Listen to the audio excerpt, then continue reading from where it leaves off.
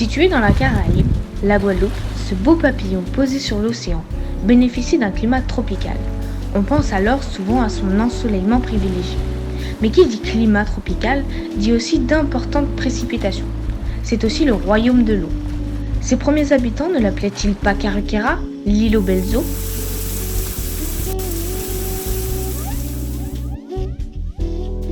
Saviez-vous qu'il tombe chaque année 4 milliards de mètres cubes d'eau en Guadeloupe?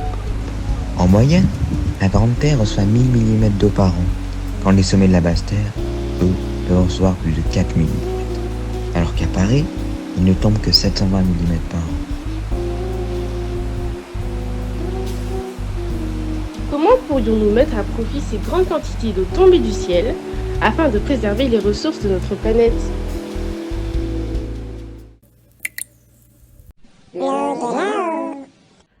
Pour diminuer la consommation en eau, nous avons pensé à utiliser l'eau de pluie pour les douches, les WC et la machine à laver. Nous avons voulu savoir quels polluants pourraient se retrouver dans notre eau de pluie et sur les toits. Nous avons donc contacté Guadair. Guadair est l'association chargée de surveillance de la qualité de l'air en Guadeloupe. Notre archipel reçoit des brumes de sable du Sahara. Les toits vont également recevoir des particules de la route et des particules issues du jardinage. Le bambou est utilisé pour remplacer les stations d'épuration. Nous avons pensé qu'il pourrait filtrer notre eau de pluie, d'autant qu'il y en a beaucoup juste derrière notre collège.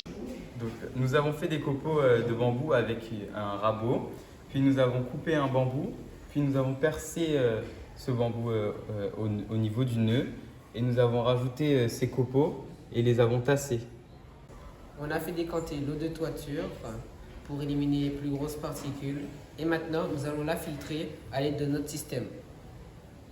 Nous avons essayé de mettre au point un filtre pour les grosses particules et faire du charbon actif de bambou pour rendre notre eau plus saine.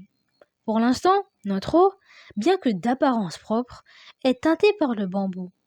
Nous continuons à chercher des solutions. L'eau de là-haut. Bonjour à tous les élèves. Aujourd'hui, nous allons parler du réchauffement climatique. Comme vous le savez, la température va encore augmenter. Nous avons mis en place un protocole nous permettant d'évaluer la consommation d'eau mensuelle d'un foyer de 4 personnes. Ainsi, chaque membre de notre équipe a mesuré la quantité d'eau consommée au sein de son foyer pendant une semaine. Celle-ci est d'environ 10 mètres cubes par mois, compte tenu des précipitations moyennes, environ 2000 mm pour le gosier, soit 167 mm par mois. Il nous suffirait de récupérer l'eau de 50 mètres carrés de toit pour subvenir à nos besoins. Or, la surface moyenne des toits en Guadeloupe est de 150 mètres carrés. Quel bonheur de sentir la fraîcheur apportée par les premières gouttes de pluie qui tombent sur les tôles. Cette même sensation que nous procure un brumisateur ou encore la sortie de la douche. Ne pourrions-nous pas utiliser l'évaporation de l'eau pour rafraîchir nos tôles et ainsi climatiser nos maisons? Nous avons utilisé des caisses à vin sur lesquelles nous avons disposé des tôles et construit des supports permettant de maintenir 3 bouteilles d'eau qui se videraient en 1 heure. Après des efforts acharnés, nous avions enfin nos 3 supports et 4 maisons prêtes, et sans même perdre un seul doigt. Nous avons disposé en plein soleil 2 maisons avec tôle blanche dont l'une était équipée de notre dispositif de refroidissement. Nous avons effectué des relevés de température chaque heure pendant 4 heures. Nous avons répété ce protocole pendant 1 semaine. Quelle que soit la zone de la maison, notre dispositif a permis de refroidir la maison de près de 1 degré. Dispositif tôle blanche est à 30,9 en haut. La tendance actuelle est à la tôle gris foncé. Nous avons voulu savoir si notre dispositif serait aussi performant sur ces tôles. La température de l'air à l'intérieur de la maison grise équipée était inférieure à celle de la maison blanche.